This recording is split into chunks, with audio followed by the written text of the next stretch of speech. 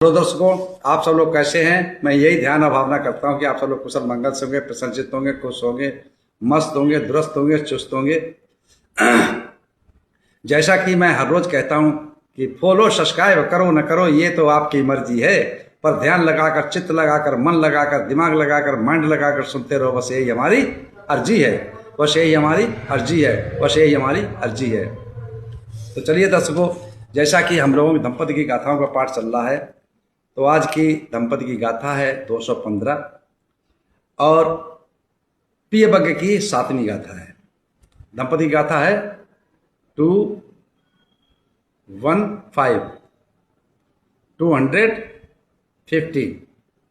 और प्रियव्रत की है 7। तो चलते हैं इस गाथा को तथागत संबुद्ध ने किस उद्देश्य पर, किस कारण और किस जगह, किसको लक्ष्य बना करके उपदेशित किया। चलते हैं उस कारण पर, उस उद्देश्य पर, उस जगह पर, उस स्थान पर, उस कथा पर, उस व्यथा पर। एवं मे सुतंग एकंग समयं भगवा सावथियंग विहरति जेत वने अनाथ पिंड कश्य आराम। ऐसा मैंने सुना, एक समय तथागत सम्यक संबुद्ध श्रावस्ती के अनाथ पिंडक द्वारा बनाए हुए जेतवन आराम में विहर रहे थे। उस समय की घटना, उस समय की कहानी है, उस समय की कथा है। तो श्रावस्ती नगर में एक महाधनवान श्रेष्ठी रहता था और उसके कोई संतान नहीं थी। बहुत समय बीतने पर उसके एक संतान ने जन्म लिया। तो जन्म लिया, जो पुत्र पैदा हुआ, जो बेटा पैदा हुआ, तो उस पुत्र को जो है स्त्री की गंध बर्दाश्त नहीं होती थी। तो उसकी माँ किसी तरह कपड़े अपने लपेट के अपने खूब ढक करके उसको दूध पिलाती थी। धीरे धीरे जब वो पुत्र जो है बड़ा हुआ, 1 साल, 2 साल, 4 साल, 6 साल, 8 साल, 10 साल, 15 साल, 16 साल, जब हो गया 18 साल का, शादी योग्य हो गया, तो धन की तो कोई कमी। तो माँ बाप ने उसके बहुत प्रयास किया कि बेटा ऐसा करो, अब तुम्हारी शादी कर देते हैं और हमारा परिवार आगे बढ़ेगा। तो हमेशा वो मना कर देता था, नहीं मैं नहीं करूँगा। उसकी माँ ने उसको समझाया कि बेटे अगर ऐसा करते रहोगे तो हमारा कुल आगे कैसे बढ़ेगा, हमारा आगे नाम लेने वाला कोई नहीं रहेगा, ये संपदा कहाँ जाएगी, क्या होगा, अनित हो जाएगा। उसने ठीक है, आप चाहते हो तो मैं करूँगा। तो उसने क्या काम किया, जो स्वर्णकार थे, इनको सोनार बोलते हैं के हिंदी में, जो सोने की आकृतियां बनाते हैं, आभूषण बनाते हैं, उनको बुलाया और बुला करके उस लड़के ने क्या कहा, उस जो श्रेष्ठी का पुत्र है उसने क्या कहा कि आप एक लेडीज की आकृति बनाइए स्वर्ण की, जो बहुत खूबसूरत लगे। तो उन्होंने एक लेडीज की आकृति बनाकर स्वर्ण की और उसको दी। उसने देखा, उसे पसंद आई। तो उसने कहा अगर अपने माँ बाप का, अगर ऐसी कोई सुंदरी हमें मिलेगी तो मैं शादी कर लूंगा। अब उसके माँ बाप का धन की तो कोई कमी थी नहीं, महाधनी था। उसने अपने सलाहकारों को बुलाया, जो मंत्री जो समझाने वाले थे, जो उसकी लेखा जोखा करते थे, जो उसका न्याय प्रणाली करते थे, क्योंकि सारा न्याय काम से कारोबार चलता था उसका। तो उनको जो समझदार थे, जो उसको सलाह देने वाले थे, उनको बुला करके वो मूर्ति दी और जाओ, इसके समान कोई कहीं कन्या मिले, कोई लड़की मिले तो उससे वो बतावा कर, मैं उससे अपने पुत्र की शादी करूंगा। जा करके वो हर कार्य घूमते हैं चारों तरफ घूमने के बाद में कहीं कुछ नहीं, उनको उसके समान कोई मिली नहीं। पहुंचते हैं सागल में। अब सागल को जिसको बोलते हैं सियालकोट है ना, वो श्रावस्ती से बहुत दूर पड़ता, सियालकोट सुना होगा आपने। तो सागल पहुंचते हैं और वहां पर एक उनको उसी प्रकार की वो नव युवती दिखाई पड़ती, लड़की दिखाई पड़ती।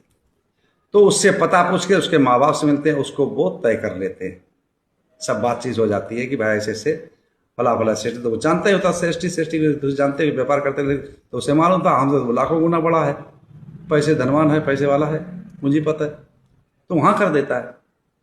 इधर जो उसके सलाहकार थे वापस आते हैं श्रावस्ती में, सेठ को समझाते कि ऐसे ऐसे सियाल सागर में जो है फला फला सेठ की फला नाम की कन्या है और वो इसके बिल्कुल समान है।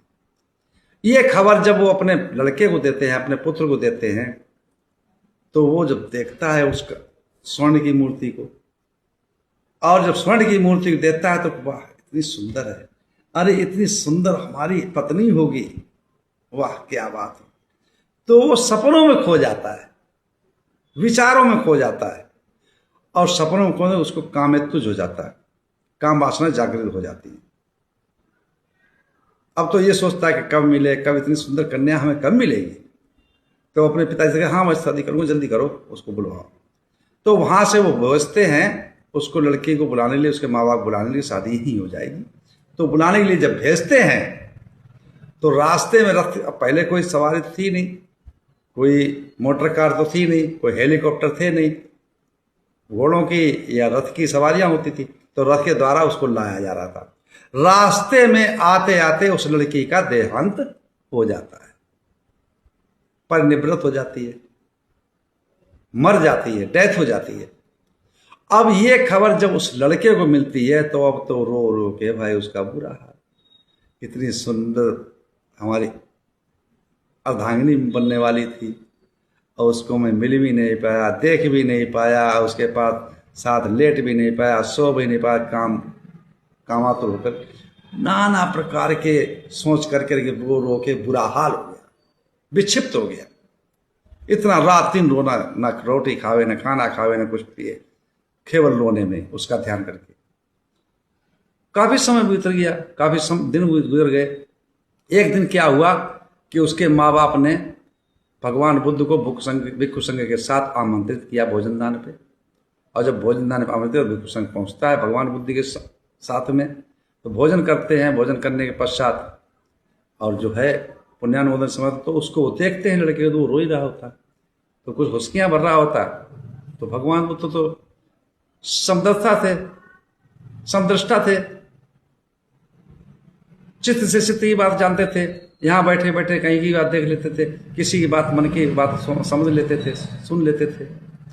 तो उस दृष्टि से देखा तो उन्होंने बुलाया कि बेटा इधर आओ। वो पाया और जैसे कहा कि तुम कैसे दुखी लग रहे हो, वैसे रोने लगा, हाँ कार्य होने लगा, हाँ रोने लगा कि भगवान ऐसी सी बात, अरे कि मूर्ख, तू कहाँ चक्कर में पड़ा, जिसको तूने देखा भी नहीं और उसके ख्वाब में खो करके तू काम के शोक में इतना रुदन मचा रहा है, इतना रो रहा है, इतना पागल हो रहा है। यही तो दुख का कारण है। इससे अगर इस दुख से मुक्ति चाहिए तो ये काम वासना त्यागनी पड़ेगी। काम जो है वो भय उत्पन्न करता है और भय से ही दुख उत्पन्न होता है। अब ये पिए बग चल रहा है, पिए बग, प्यार किया उसने बगैर देखे ही, सोने की जो मूर्ति थी कन्या की, उसके अनुसार की, उससे वो प्यार। तो तथागत सम्मत उसी समय पर इस गाथा को कहते हैं, काम तो जायते शोको, काम तो जायती भयं, काम तो विप्पमुत्तस्य नत्थि शोको कुतो भयं। काम तो जायते शोको, काम तो जायती भयं, काम तो विप्पमुत्तस्य नत्थि शोको कुतो भयं। काम से शोक उत्पन्न होता है, काम से भय उत्पन्न होता है, काम से दुख उत्पन्न होता है। जो काम से मुक्त हो चुके हैं, जिन्होंने काम वासना को त्याग दिया है, छोड़ दिया है, मन में विचार भी नहीं करते हैं, मनसा वाचा कर्मणा, ना मन से, ना वचन से, ना काया से, तो उनको फिर भय कैसा, शोक कैसा, दुख कैसा। इसी के साथ मैं अपने बारे में ज्ञान देता हूँ। आप सब लोगों को मंगल हो, कल्याण हो, सुखी जीवन हो, निरोगी काया हो, दुख दूर हो जाए, सुख से वास करो, हमेशा प्रशंसित रहो। आप सब लोग मंगल हो, मंगल हो, मंगल हो।